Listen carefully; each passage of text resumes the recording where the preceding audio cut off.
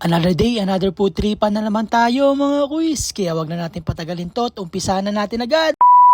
Hello mga kuis! Ngayong araw na to, isa pala kami ni Ate Menyo sa naimbitahan mag-soft opening dito sa Black Crust Pizza Cafe. Located lang dito sa SM Downtown Olongapo City sa may ground floor. Pagkapasok ko pa lang sa restaurant nila, ang unang napansin ko, napaka-elegante at napaka-cozy ng kanilang store. At bukod doon, mura din yung mga food nila rito. Excited na kami matikman yung mga pagkain na rito, kaya umorder na si Ate Menyo. At after namin mag-order, isa-isa lang dumating yung mga naimbitahan na content creator din tulad nila Kuya Win Kulot. At isa din sa nagustuhan ko dito, napakabilis din ng kanilang serving nila rito. Ilang minuto lang, dumating na kaagad yung order namin. Super meal set pa lang in order namin dyan na worth 199 lang. Excited na ako matikman to mga kuis, kaya bago kong pisahin po tripan na to at bago ko bakbakin yung mga pagkain na to, tara! Kain po!